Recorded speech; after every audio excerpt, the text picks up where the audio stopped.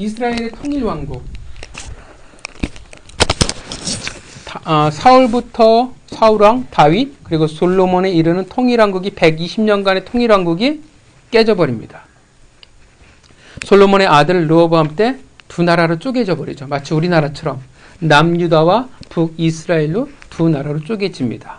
이때 이 북이스라엘 선지자들이 이쪽 보면 북이스라엘에 활동했던 선지자도 있고 남유다에 활동했던 선지자도 있습니다. 남유다는 대표적으로 여러분들이 잘 알고 있는 예레미야 선지자가 있죠. 자, 오늘 이 본문에 등장하는 이 엘리야는 북이스라엘에서 활동했던 선지자였습니다. 북이스라엘에서는 오늘 본문을 보면 본문의 네 번째 왕조가 등장을 한 걸 우리가 알 수 있습니다. 그 왕조의 이름은 오므리 왕조예요. 처음의 왕조는 여러분이 잘 알고 있는 북이스라엘을 세웠던 여로보암, 두 번째 왕조는 바하사, 세 번째 왕조는 시므리, 그리고 네 번째 왕조가 오므리입니다. 이 오므리는 북이스라엘에서 강력한 왕조를 구축했던 집안이었습니다. 실제로 고대 근동 역사에서 보면 이 오므리 이 집안, 이 왕조는 유일하게 북이스라엘의 왕조로 기록될 만큼 다른 나라에서 인정할 만큼 강력한 힘을 구축했습니다. 후에 오므리 왕조가 멸망했음에도 불구하고 타국에서는 북이스라엘을 계속 뭐라고 부르냐면 오므리의 집이라고 불렀습니다. 그러니까 그만큼 많은 그 왕조들이 북이스라엘에 있었는데 북이스라엘의 대표적인 왕조가 이 오므리 왕조였습니다. 그만큼 정치적, 군사적으로 성공했던 왕조였습니다. 그리고 그 오므리 왕조의 두 번째 왕이 우리가 너무나 잘 알고 있는 북이스라엘의 그 악한 왕 아합이었습니다. 사실 열왕기상에서 다루는 북이스라엘 왕들 중에서 여로보암 그 이상의 관심을 받는 자는 유일하게 아합이에요. 물론 성경은 그의 정치적, 군사적 성공에 대해서 다루고 있지는 않습니다. 그러니까 하나님은 그가 이 세상에 어떤 업적을 남겼는지에 대해서 전혀 관심을 두고 있지는 않아요. 그나마 정치적으로 남유다의 여호사밧 왕과 결혼을 통해 화친을 맺었다. 군사적으로는 아람왕 벤하닷과의 세 차례 전쟁을 다루고 있지만 사실 전쟁을 다루고 있는 목적도 선지자와 연결이 되어 있기 때문에 다루고 있기 때문입니다. 그리고 오히려 그의 종교적인 하나님과의 그 갈등에 대해서 훨씬 더 자세하게 다루고 있습니다.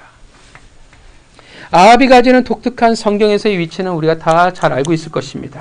그가 중요한 이유는 여로보암이 북이스라엘이란 새 시대를 열어갔다면 아합은 부정적인 의미에서 새 시대의 전성기를 이룬 왕이기 때문에 그렇습니다. 이제 북이스라엘 왕국 가운데 공공연하게 만연했을지는 모르지만 이제 아합 왕을 통해서 어떤 일이 벌어지냐면 대놓고 공적으로 바알 숭배가 북이스라엘에서 시작되어지게 됩니다. 그 상징적인 의미로 앱바울의 딸인 이세벨의 결혼을 성경이 주목하고 있다라는 것입니다. 그러니까 어떤 아합을 통해서 어떻게 됐냐면 이제 확실하게 북이스라엘은 하나님의 나라가 아니라 바알의 나라가 되었다라는 것을 보여주고 있는 것입니다.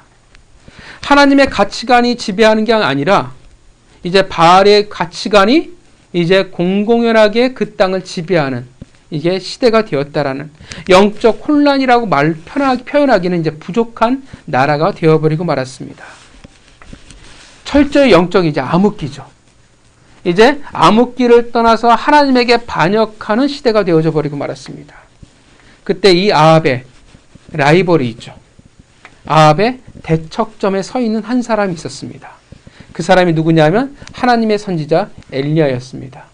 엘리야는 평생 아합과의 갈등 가운데 살아갔던 사람입니다. 엘리야의 이름의 뜻은 나의 하나님은 야훼이시다라는 뜻을 가지고 있습니다. 모든 이들의 하나님이 바알이 되어버린 시대였는데 모든 이들의 가치관이 풍요와 번성이 주인이 되어버린 시대에 오직 나의 하나님은 오직 야훼입니다 라는 담대한 신앙의 고백을 가지고 있습니다. 이 고백은 엘리야의 고백은 아니죠. 누구의 고백일까요? 당연히 이름을 져준 부모의 고백이 되겠죠. 상당히 난이도가 있는 질문이라 생각하시는데 그것을 봐서는 이 부모의 신앙이라는 게 물론 이 엘리야의 부모가 누군지는 잘 몰라요. 그러나 부모의 그 신앙이 지금 자녀에게 이어져 가고 있다라는 것을 우리는 볼 수 있습니다. 그러니까 주역으로 성경의 주역으로 등장하진 않지만 그들의 신앙이 그 다음 세대를 이뤄 꼽히고 있다는 것을 우리가 볼 수 있습니다. 여러분, 우리의 신앙의 고백이 있기를 원합니다. 그리고 여러분의 신앙의 고백이 우리의 또 다음 세대를 통해요. 또 우리는 믿음의 후배들을 통하여 꽃피우기를 원합니다. 이 이름 같이 이제 엘리야는 영적 전쟁의 기나긴 싸움을 시작하게 됩니다. 엘리야는 성경에서 등장부터 굉장히 남다른 모습입니다. 우리가 생각하는 엘리야의 느낌은 어떤 모습을 가지고 있을까요? 뭐 대답하시지 않겠다고 하면 제가 말한다면 굉장히 이 오전에 설교를 하면 참 힘들죠. 머리가 안 돌아요. 굉장히 파워풀한 모습이에요. 예레미야 선지자의 여러분 별명이 뭡니까? 눈물의 선지자예요. 굉장히 파워풀함과 거리가 멀어요. 그죠? 애통함을 가지고 끊임없이 중보하는 모습의 그런 선지자의 모습을 가지고 있다면 엘리야는 반대예요. 굉장히 파워풀한 모습을 가지고 있고요. 엘리야의 인생이 그 사역 기간 중에서 불이라는 이미지와 뗄래야 뗄 수 없는 그런 아주 파워풀하고 강력한 선지자의 모습을 가지고 있습니다. 정말 그의 별명대로 불의 선지자라는 별명대로 그런 느낌을 가지고 있는 사람입니다. 그의 신변에 대한 정보는 성경은 사실 자세히 다루고 있지는 않습니다. 단지 17장 1절에 길앗에 우거하는 디셉 사람이라는 것을 말합니다. 열왕기하 1장 8절을 보면 그의 외견에 대해서 이야기하는데 털이 많다라고 이야기하고요. 가죽띠를 두른 사람 이라고 말을 합니다. 자세한 개인 신상은 성경에 대해 성경이 말하고 있지는 않지만 그의 놀라운 사역의 시작으로 아합을 흔들어 놓기 시작합니다. 그의 첫 사역이 뭐냐 하면 아합에 대한 심판이에요. 무엇으로 아합을 심판했냐 하면 북이스라엘을 심판했냐 하면 바로 가뭄이었습니다. 11장 16절부터 17절에 이렇게 말합니다. 너희는 스스로 삼가라. 두렵건대 마음에 미혹하여 돌이켜 다른 신들을 섬기며 그것에게 절함으로 여호와께서 너희에게 진노하사 하늘을 닫아 비를 내리지 아니하시며 땅으로 소산을 내지 않게 하심으로 너희가 여호와의 주신 아름다운 땅에서 속히 멸망할까 하노라. 성경에서 보면 가뭄이라는 코드가 약간 좀 독특합니다. 마치 애굽에서 애굽의 신들을 조롱하며 그들이 거짓이라는 것을 증명하며 출애굽이 이루어졌듯이 가뭄은 바알을 조롱하며 그의 정체를 드러내는 재앙 혹은 심판이기 때문에 그렇습니다. 왜냐하면 바알은 여러분들이 잘 기억하시겠지만 그리스 신화 이런 걸 보면 신들이 다 역할이 있죠. 담당하는 구역이 있어요. 담당하는 역할들이 있습니다. 마찬가지로 바알은 어떠한 것을 담당하고 있냐면 바알은 그 당시 폭풍의 신이요 비의 신이었습니다. 그렇게 풍요의 신으로 인식이 되어졌어요. 그러니까 지금 가뭄이 되었다라는 것은 어떤 의미가 되어지냐면 바알이 거짓이라는 의미가 되어져요. 바알이 진짜 신이라고 하면 어떻게 돼요? 그 가뭄을 이겨낼 수 있어야 되겠죠. 그러나 오랜 기간 동안 가뭄이 북이스라엘 뒤덮습니다. 되게 역설적이에요. 이스라엘 역사상 아합의 시대가 이스라엘 역사상 가장 바알 숭배가 극심했는데, 그러니까 비의 신, 풍요의 신이 다스리는 그 시대였는데 그 시기에 어떻게 되냐면 오히려 극심한 가뭄이 선포되어졌다라는 것입니다.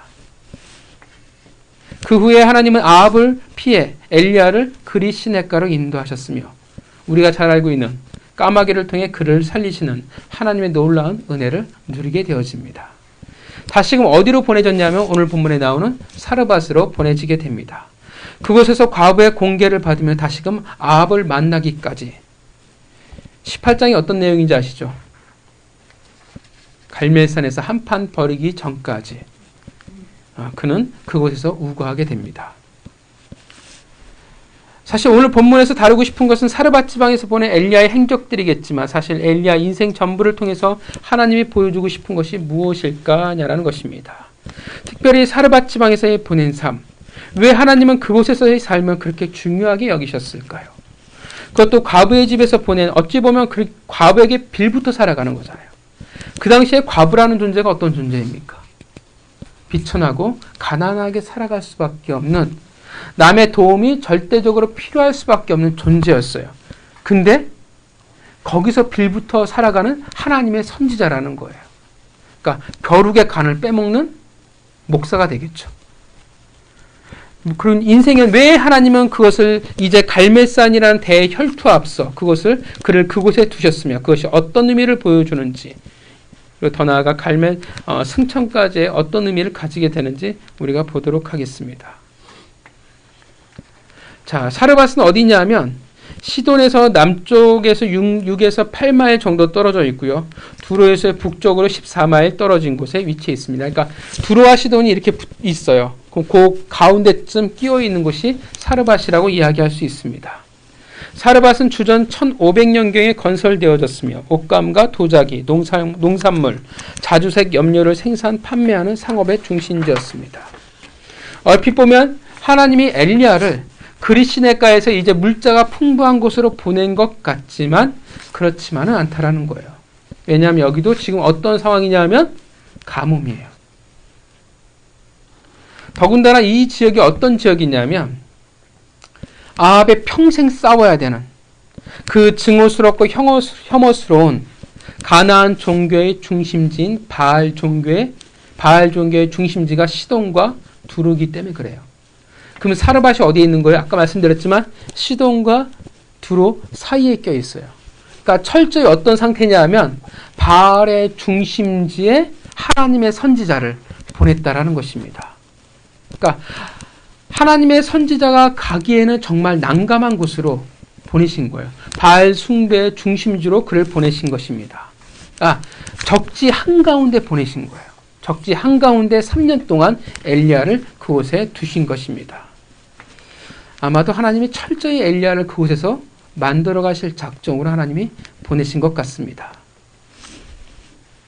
정말 난감하죠. 우리를 보고 여러분 선교를 가는데 미국이 아니라 지금 IS가 한참 활동하고 있는 이라크 이런 데로 가라고 하면 여러분 마음이 어떠하시겠습니까? 참 편치 않아요. 그런데 그곳에서 선교 활동을 했다고 하면 자동적으로 어떤 느낌이냐면 굉장히 빡세게 훈련을 받을 수밖에 없는 상황에 놓였다라고 우리가 생각해 볼 수 있을 것입니다. 사르밧에 가라는 명령을 듣고 엘리야의 마음이 어땠을까요? 편치 않았을 것 같아요. 마치 순교를 각오하고 가야 할 길이라고 생각되었을 것입니다. 정말 난감한 곳으로 하나님이 그를 인도하셨습니다. 예나 지금이나 하나님의 인도하심은 어떻게 해요? 이해가 가지 않습니다. 뭐가 필요하냐 하면 믿음이 필요해요. 믿기에 하나님의 말씀을 믿기에 순종하는 우리의 결단이 필요하다라는 것입니다.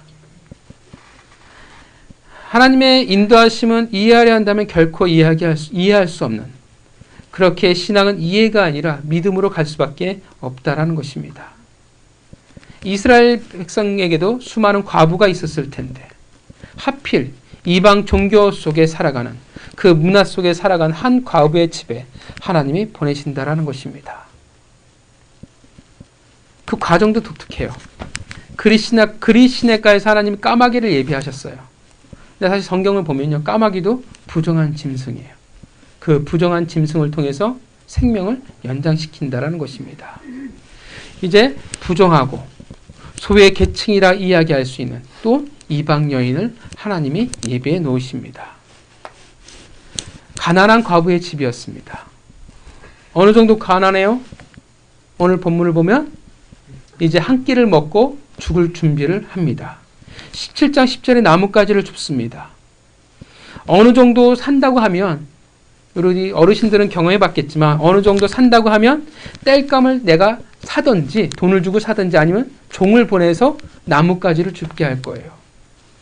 근데 오늘 본문을 통해서 이 과부는 종을 부릴 여유가 없는 집이며 돈을 주고 땔감도 살 수 없는 가난한 과부라는 사실을 우리에게 알려줍니다. 더 비참한 것은 이제 죽기 위해서 땔감을 줍는 인생이라는 거예요. 철저히 인생의 절박함 가운데, 인생의 끝자락 가운데 놓인 한 여인이었습니다. 왠지 도움을 받아야 되는 것이 아니라 도움을 주어야 할 것 같습니다. 상식적으로 보면 여러분, 하나님의 선지자를 보내셨다고 하면 누구에게 보내셔야 되겠어요? 좀 먹고 살 만한 사람. 사실 엘리야 입장에서 여러분들 입장 같은 여러분이라고 생각하면 어떠하겠어요? 가난한 사람에게 여러분 붙이셨어요. 마음이 여러분 편하시겠습니까? 한 끼 한 끼 먹는 게 좋겠습니까? 되게 부담 가잖아요. 보내신다고 하면 어떻게 돼요? 나를 입히고 먹이고 재울 만한 사람에게 보내주시면 참 좋을 것 같은데 하나님은 여지없이 우리의 상식을 무시해 버리십니다. 가난한 과부의 집에 당신의 일꾼을 보내버리신다라는 것입니다. 아마도 힘겹게 사르밧에 이르러서 그 과부의 집 앞에 혹은 그 과부의 모습을 보면서 엘리야는 참 무슨 생각을 했을까라는 생각이 듭니다.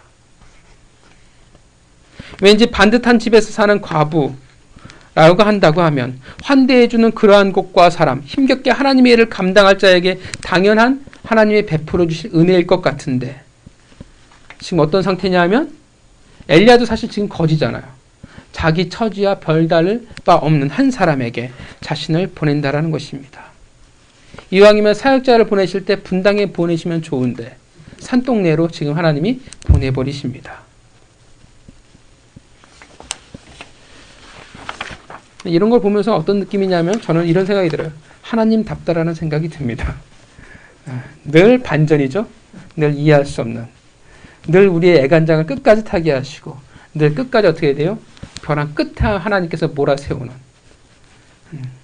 믿냐 안 믿냐를 선택을 강요하시는 그 하나님의 모습이 예나 지금이나 똑같구나라는 생각이 듭니다. 이것도 우리의 체험입니다.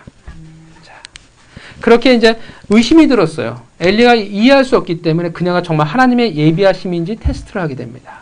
그래서 뭐라고 해요? 처음에 물을 달라고 해요. 그래서 그리고 나서 또 뭐라고 하냐면 우리들이 너무나도 잘 알고 있는 떡 한 조각을 달라고 합니다. 그리고 이제 다 아는 이야기, 놀라운 반전이 벌어지게 됩니다. 믿음을 가지고 끝까지 부딪혔더니 어떤 일이 생기냐면 전혀 예상치 못한 하나님의 예비하심을 그가 만나게 됩니다. 과부 역시 이 어떤 여인인지 모르지만 대단한 순종하는 모습을 보여주고 있습니다. 그렇다고 해서 그녀가 신앙이 있는 여인이라고 생각되어지진 않습니다. 12절에 보면 당신의 하나님 여호와라고 얘기를 해요. 그녀가 바알의 문화권에서도 하나님을 믿는 자였다면 분명 뭐라고 얘기하겠어요? 우리 하나님. 혹은 그냥 하나님 여호와 하나님이라고 했을 텐데 그녀는 분명 당신의 하나님 여호와라고 표현하고 있다는 것입니다. 아마도 상업 도시이기 때문에 많은 사람들이 교류하겠죠. 당연히 북이스라엘 사람들. 그들도 봤을 거고 만났을 것입니다. 또 그들의 복장을 보아서 이 사람들이 북이스라엘 사람이라는 것 또한 알았을 것이고요. 얼마만큼 그녀의 삶이 바알의 문화 속과 그 우상에 노출되었는지는 모르겠지만 우리가 알고 있는 것은 적어도 하나님을 믿는 여인은 아니라는 사실입니다. 다시 생각해보면 엘리야를 위해서 예비해 두신 사실이 너무나 생뚱맞아요. 신앙의 사람도 아니고 그렇다고 부한 사람도 아니라는 것. 엘리야와 똑같이 인생의 절박한 가운데 살아가는 인생이라는 것입니다. 그 속에서 그녀의 결단을 하나님께서는 값지게 받으셨습니다. 어쩌면 자포자기, 어차피 죽을 것이라는 지푸라기로 잡는 심정일지 몰랐을 텐데 어쨌든 그녀가 결단했던 것을 하나님은 놀라운 축복으로 그 집을 덮어주십니다. 사르밧의 이야기는 여기에 그치지 않죠. 또 한 번의 인생의 가뭄이 그녀에게 찾아와요. 더 절박한 가뭄이었습니다. 뭐냐면 그녀의 유일한 희망이었던 아들이 죽었다라는 것입니다. 아무도 없는 데서 그냥 그 전에 삶 속에서 아들이 죽어버렸다면 어쩔 수 없지만 그런데 이젠 달라요. 왜 다르냐 하면 하나님의 사람이 있으니까. 기적을 베푸는 하나님의 사람이 있으니까. 하나님의 사람이 같이 거하는데 그 집안에 재앙이 임해요. 그럼 어떤 의미가 되어지겠어요? 이 일은 평범하지가 않다라는 거예요. 이 일은 사실 일어나서는 안 되는 일이라는 것입니다. 그래서 선지자에게 지금 울부짖고 원망하고 있습니다. 얼마만큼인지는 모르지만 불완전하지만 이제는 죄에 대한 인식이라는 것이 생기기 시작했으며 신앙의 영향을 미치고 있다는 걸 보게 됩니다. 당연히 엘리야가 거기에 거하면서 그냥 밥만 축내고 있지는 않았겠죠. 분명히 여호와 하나님에 대해서 그 과부에게 전했을 것입니다. 그리고 그 속에서 다시금 놀라운 역사가 일어나게 됩니다. 그것은 죽은 자가 다시 살아났다라는 것입니다. 성경에서 처음으로 기록되어진 사망에서 생명으로 옮겨진 사건이 되어집니다. 이것이 바로 사르밧에서의 엘리야의 삶이었습니다. 하나님의 노라 인도하셨습니다. 그렇다면 왜 목적이 무엇일까요? 왜 사르밧이라는 극적인 과부라는 절망적인 상황으로 몰아가시며 그곳에서 소년의 죽음을 마주대하게 하셨으며 다시금 전후무한 역사를 하나님이 일으키셨을까요? 무엇을 보여주기 위해서? 엘리야의 이 삶을 통해서 무엇을 지금 드러내고자 하는 걸까요? 뭘까요? 일단 엘리야와 아합의 대결 구도를 우리가 유심히 봐야 합니다. 우리가 지금 이 시점이 어느 시점이냐 하면 대놓고 북이스라엘이 하나님의 백성이 바알에게 복속되어진 시점이었습니다. 이제 어떻게 되냐면 급격하게 심판을 향해서 이스라엘 백성들이 끊임없이 추락하고 있는 상태라는 것입니다. 하나님은 분명 그들과 교제하지 않겠다고 하지만 공의와 사랑의 모순과도 같은 모습을 보여주고 있습니다. 여전히 하나님은 북이스라엘을 버릴 수가 없습니다. 여러분, 바알의 코드가 무엇일까요? 풍요, 부귀와 영화, 풍요, 성공이 바알의 코드예요. 왜 이스라엘 사람들이 바알을 받아들였냐면 그전에는 가나안 땅을 정복하기 위해서 하나님을 믿었어요. 왜냐하면 뭐라고 인식했냐면 전쟁의 신 여호와라고 인식을 했어요. 그런데 이제 그들이 유목민이 아니라 가나안 땅을 정복함으로 이제 농업이 그들의 주된 직업이 되었죠. 정착을 했어요. 이제 뭐가 필요하냐면 안정적인 환경이라는 게 필요해요. 비가 내려야 되고. 요즘도 비가 안 내려서 난리긴 하지만. 그래서 그들은 뭐냐면 이제 성공을 위해서 농사를 잘 짓기 위해서는 비가 필요하니까 바알의 신앙을 그들이 받아들이기 시작했습니다. 성경에서의 바알의 코드는 부귀, 영화, 성공이에요. 그 속에 생명이 그리고 그 속에 문명의 찬란함이 시작이 되어지고 그 속에 새로운 번영이 시작되어진다라고 그들이 믿었습니다. 그리고 뭐라고 생각했냐면 풍요를 넘어 바알을 통해서 생명을 그들 바알에게 있다라고 생각을 했다라는 것입니다. 출세를 위해서 그들의 성공된 삶을 위해서 하나님에게서 바알로 그들이 노선을 갈아탔다라는 것입니다. 누구조차도 그랬냐면 왕조차도 그랬습니다. 사실 북이스라엘의 악한 왕의 시작이었던 여로보암도 그렇게 하진 않았어요. 그런데 아합은 이제 아예 대놓고 바알을 섬기고 있다는 것입니다. 그래서 보잘것없어 보이는 어떠한 부귀와 영화로움을 가지지 못하는 결코 상황의 지지를 받지 못하는 한 사람을 통해서 오늘 본문의 엘리야는 부귀와 영화하고 전혀 상관이 없잖아요. 성공도 상관없잖아요. 그래서 그 한 사람을 통해서 만인지상의 왕, 모든 상황을 잡고 있는 한 왕과의 비교를 통해서 극명하게 펼쳐 보여주고 있다는 것입니다.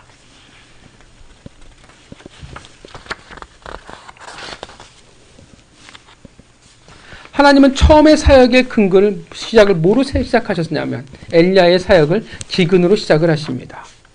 그래서 하나님은 그를 그릿간에 그릿 시냇가로 인도하셨고 별 볼 일 없는 몸뚱이밖에 없는 한 선지자였습니다. 가뭄에 쓰러져 소진될 수 있고 더군다나 이제 만인의 생명을 움켜잡고 있는 왕이 죽이려고 하잖아요. 이제 어떤 상태가 됐어요? 생명이라는 것이 금방 꺼질 수밖에 없는 상태가 되어버리고 말았다라는 것입니다. 생명이 위태로워요. 그때 어떤 일이 벌어져요? 하나님이 부정한 짐승이었던 까마귀를 통해서 그의 생명을 연장을 시켜요. 보존하게 만듭니다. 그리고 어디로 하나님께서 보내시냐면 사르밧으로 보내요.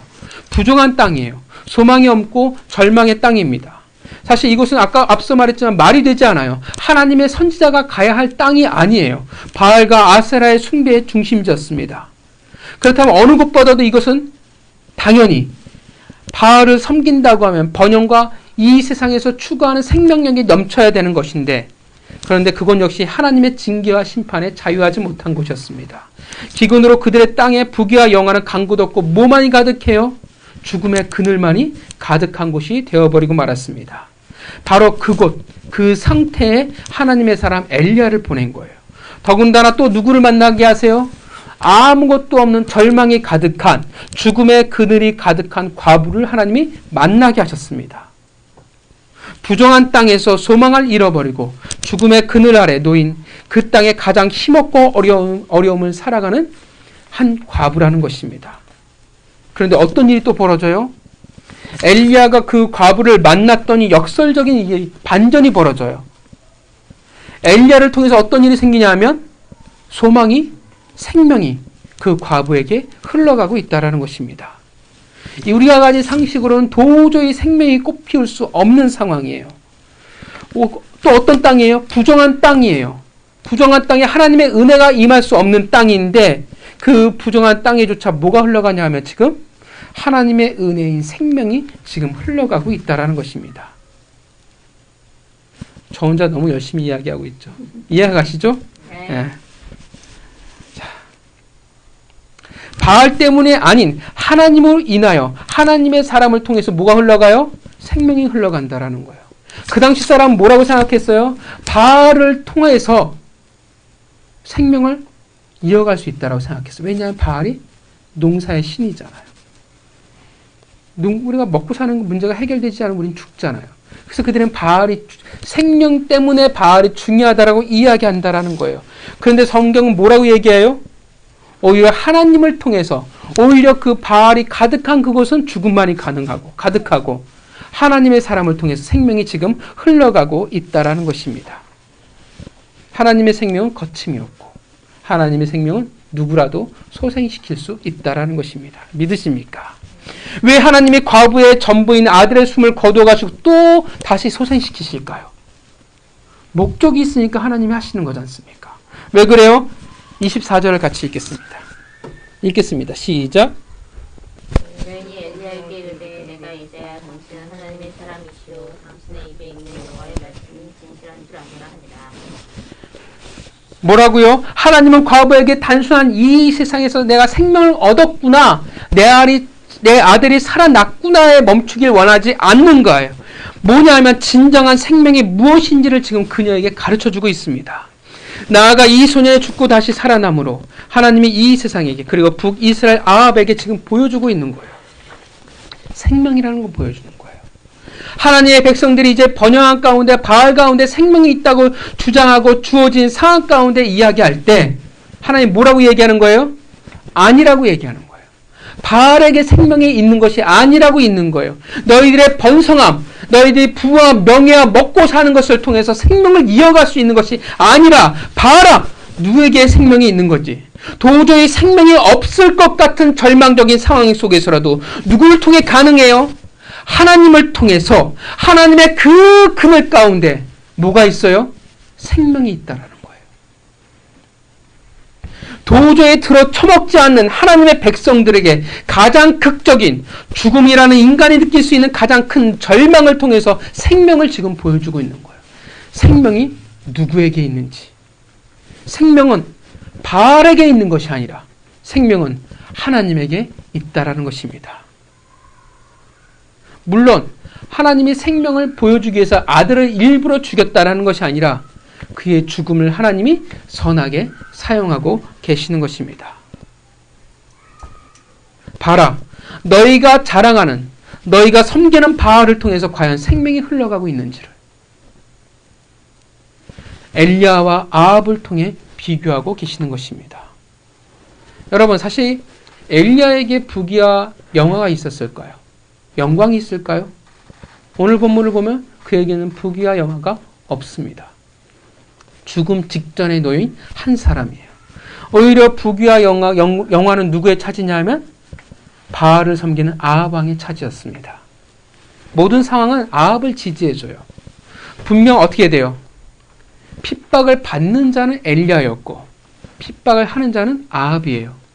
엘리야는 힘이 없는 도망자였고 힘 있는 자는 분명 아합이었습니다. 쫓는 자는 아합이었고 쫓기는 자는 엘리야예요. 분명히 무엇을 보여주면 누가 훨씬 더 강하냐고 이야기하냐면 엘리야가 훨씬 더 강하다라고 이야기하고 있다는 것입니다. 아합은 궁전에서 살아가는 자요, 엘리야는 광야에서 이방의 땅에서 유랑하는 자였습니다. 엘리야는 이 세대의 그리스도인의 삶과 같다라는 거예요.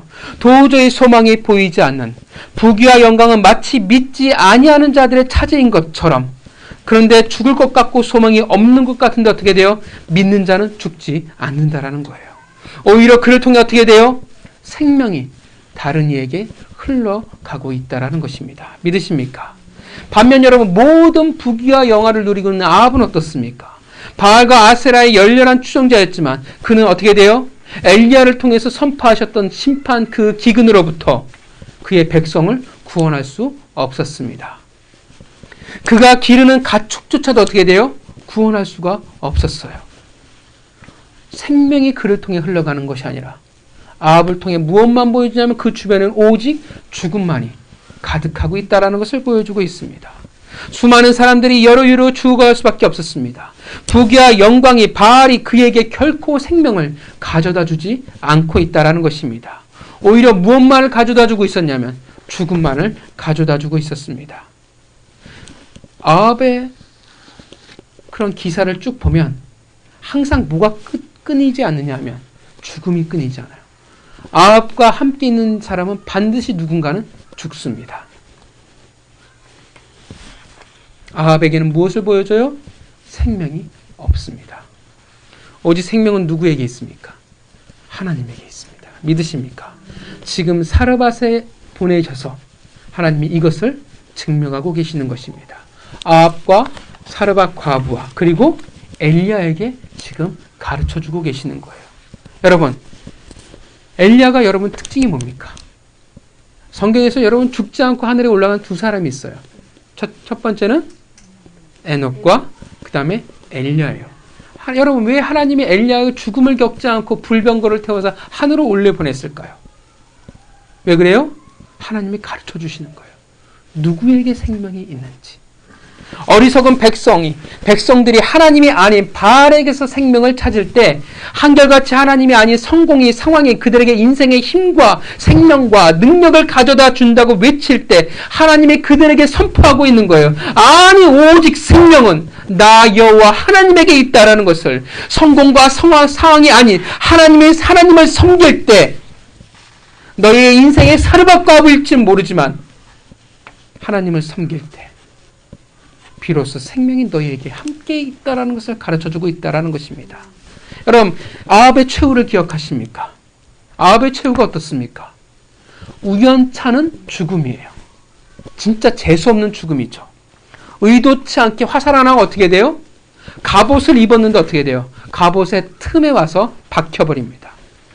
사실 죽기 쉽지 않은 상태였는데 우연치 않게 죽어버리게 됩니다. 바알을 섬겼고 그렇게 성공과 부귀 영화를 누리고 살아간 것 같지만 사실은 죽음 앞에 아무 의미가 없었습니다. 그는 죽음의 영향력만을 흘려 보냈던 사람이었습니다. 그래서 엘리야는 아예 죽음이 없는 거예요. 왜? 승천해버렸으니까. 하나님은 강렬하게 보여주는 거예요. 왜 승천시켰냐면 아합 때문에 그래요.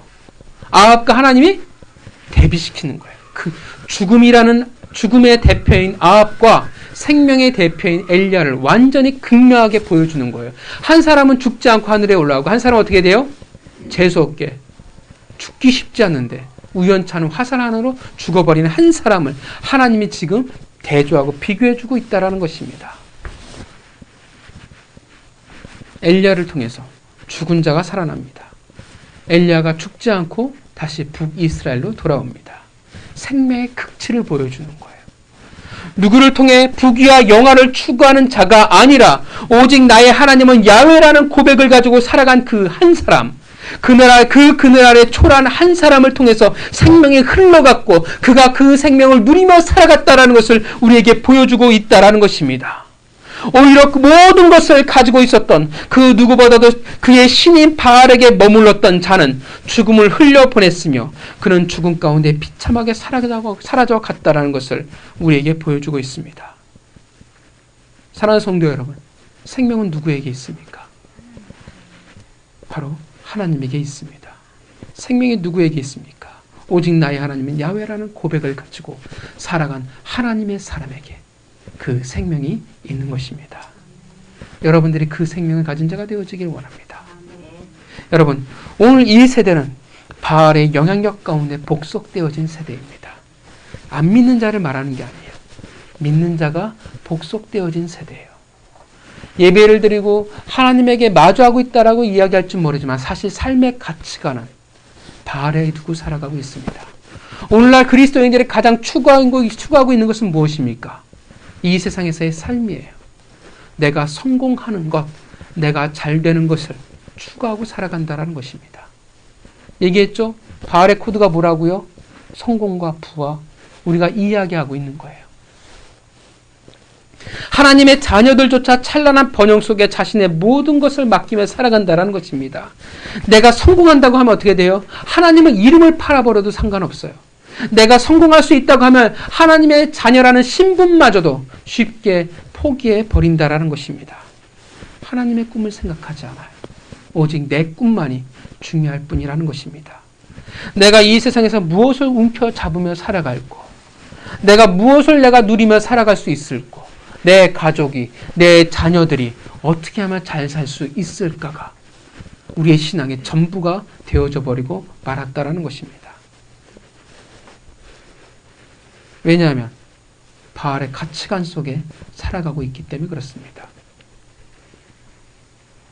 하나님을 섬긴다고 이야기하면서 바알과 양다리를 걸치고 있기 때문에 그렇습니다.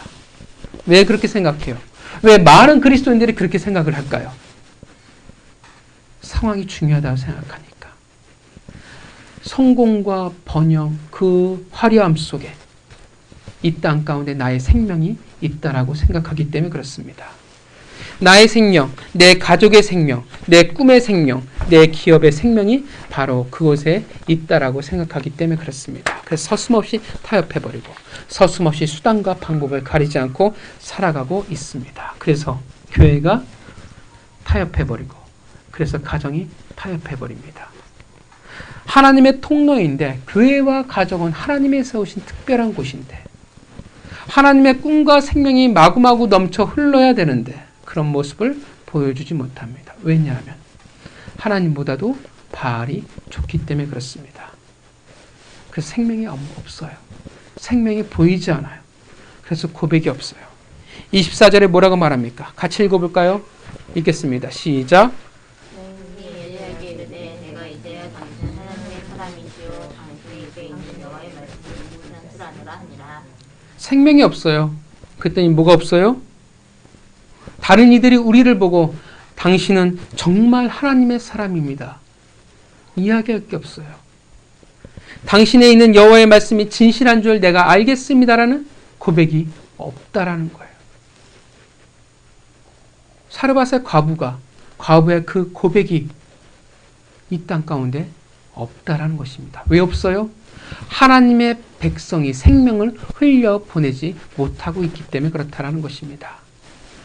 바로 그 속에서 오늘 본문이 보여주고 있는 거예요. 엘리야를 통해서 사르밧의 여정을 통해서 하나님의 놀라운 그 생명을 그 땅 가운데 보여주고 있는 것입니다. 생명은 바알 그 부귀와 번영함 속에 있는 것이 아니라 오직 하나님에게 있다라는 것을. 바알아, 보잘것없어 보이는 어떠한 부귀와 영화로움도 조금도 가지지 못하는 진짜 가난한 과부에게 빌부터 살아가야 되는 우리가 꿈꾸는 모든 상황에 지지를 받지 못하는 한 사람, 그 하나님의 한 사람을 통해서 하나님의 생명이 흘러가는 것을 우리에게 보여주고 있는 것입니다. 그 사람을 통해서 고백하게 만드는 거예요. 내가 이제야 알겠습니다. 당신이 하나님의 사람이라는 것을, 하나님의 말씀이 진실이라는 것을 당신을 통해서 제가 알겠습니다. 이 세대는 급격히 하나님으로부터 멀어져 가고 있으며 바알을 통한 멸망의 그 죽음의 길로 우리는 급속히 추락하고 있는 세대를 살아가고 있습니다. 그래서 그리스도인이라는 것, 하나님의 백성이라는 것이 이제 비웃음의 존재가 되어져 버리고 말았습니다. 우리는 북이스라엘의 시대를 오늘 살아가고 있습니다. 사사기의 시대를 살아가고 있습니다.